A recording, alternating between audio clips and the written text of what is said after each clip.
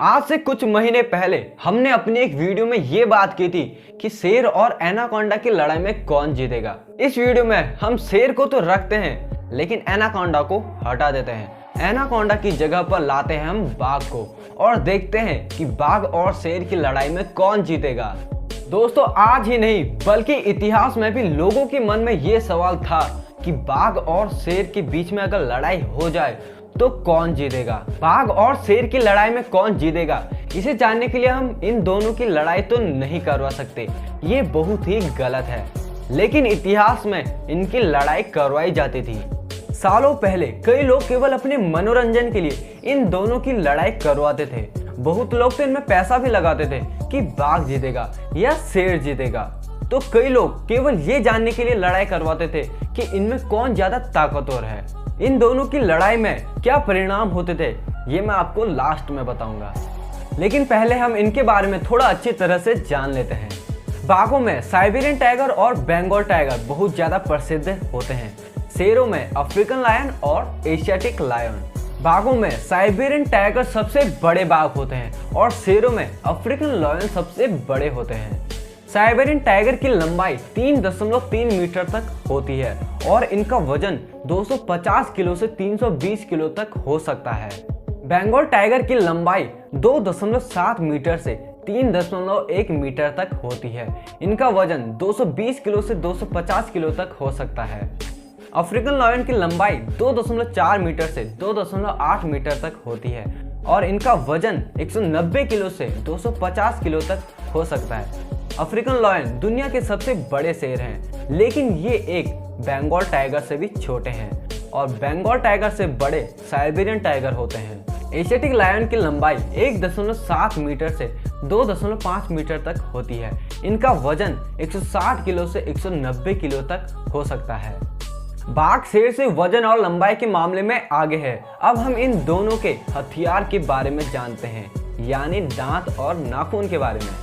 बाघ का नाखून 4 इंच लंबा होता है और शेर का 3 इंच लंबा होता है।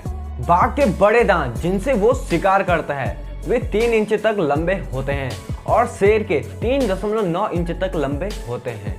अगर जंगल में रहना है तो रफ्तार भी जरूरी होती है। बाघ 50 से 65 किलोमीटर प्रति घंटे की रफ्तार से दौड़ सकता है और शेर 80 किलोमीटर प्रति घंटे की रफ्तार से दौड़ सकता है। शेर झुंड में रहते हैं, ये तो आपको पता ही होगा। शेर बहुत आलसी जानवर है। 24 घंटे में 20 घंटे तो ये आराम में ही गुजार देते हैं। ज्यादातर शिकार शेरनी ही करती है, शेर नहीं करता। शेर कम से कम शिकार करता है।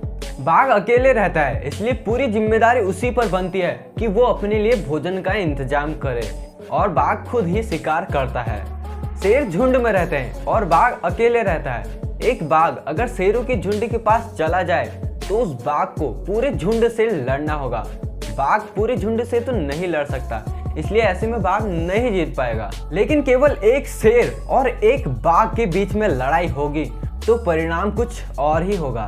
बाघ और शेर दोनों खतरनाक जानवर होते हैं। इन दोनों के बीच लड़ाई होगी तो बाघ अपने पंजों से शेर को मारना शुरू कर देगा, जिस चीज में वो माहिर होता है। शेर अपने पंजों से ज्यादा वार नहीं करता। शेर बाघ को ज्यादा डराने की कोशिश करेगा, लेकिन बाघ शेर पर वार पे वार करता जाएगा। बाघ का वजन शेर से ज्यादा होता है। वजन ज्यादा है तो बाघ शेर से ज्यादा ताकतवर भी है। बाघ शेर से ज्यादा ताकतवर होता है, इसलिए शेर बाघ के सामने ज्यादा देर तक टिक नहीं पाएगा। कुछ साल पहले एक बंगाल टाइगर शेर के इलाके में चला गया था। इन दोनों की बहुत ही ज्यादा खतरनाक लड़ाई हुई थी, लेकिन आखिरकार बाघ ने शेर के गले में अपने पंजे से वार कर शेर को मार डाला। हमने बाघ और शेर के हथियार के बारे में बात की। किसी चीज में बाघ आगे था तो किसी चीज में शेर आगे था, लेकिन बाघ उन चीजों में आगे था जिस वजह से वो शेर से बहुत ज्यादा ताकतवर बन सके। बाघ शेर से ज्यादा ताकतवर होता है, इसलिए बाघ और शेर की लड़ाई में बाघ ही जीतेगा। ये सिर्फ मेरा कहना नहीं है, बल्कि उन विद्वानों का कहना है जिन्होंने इसके बारे में बहुत रिसर्च की है। इतिहास में कई लोग केवल अपने मनोरंजन के लिए इन दोनों खतरनाक जानवरों को लड़ाते थे। बहुत लोग इनमें पैसे भी लगाते थे कि बाघ जीतेगा या शेर जीतेगा, लेकिन लास्ट में बाजी बाघ ही मार जाता था। 19वीं सदी में एक राजा ने बाघ और शेर की लड़ाई में कौन जीतेगा ये जानने के लिए इन दोनों जानवरों की लड़ाई करवाई। इन दोनों को लड़ाने से पहले इन्हें कई दिनों तक भूखा रखा था ताकि ये एक दूसरे के प्रति और ज्यादा आक्रामक हो सके। बाघ और शेर की लड़ाई शुरू हो गई। यहाँ भी वही हुआ, बाघ ने शेर को मार डाला। दोस्तों, बाघ के पास वे चीजें हैं जिनसे वो एक शेर को मार सकता है। इस तरह बाघ और शेर की लड़ाई में बाघ ही जीतेगा। बाघ और शेर अपने से बड़े बड़े जानवरों को मार सकते हैं, लेकिन बाघ अकेले मारता है, शेर झुंड में। बाघ और शेर के बारे में इतना कुछ जानने के बाद अब आपके मन में ये सवाल उठ रहा होगा कि अगर बाघ शेर से ज्यादा ताकतवर है तो शेर जंगल का राजा कैसे हुआ? शेर झुंड में रहते हैं। अगर एक बाघ को शेर से लड़ना है तो उसे पूरे झुंड से लड़ना होगा, या किसी दूसरे जानवर को भी शेर से लड़ना है तो पूरे झुंड से लड़ना होगा। इस तरह शेर अपने सामने वाले जानवर को मार डालेंगे। शेर एक ऐसा जानवर है जो अपने सामने वाले जानवर को ज्यादा डराने की कोशिश करता है।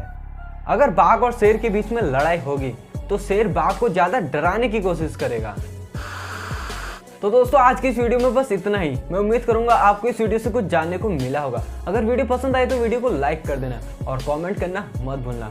इस वीडियो को ज़्यादा से ज़्यादा शेयर करो और ऐसी वीडियो देखने के लिए हमारे चैनल को सब्सक्राइब करो और सामने बेल आइकन दबा देना। तो दोस्तों, मिलते हैं एक नई टॉपिक के साथ, तब तक के लिए बाय।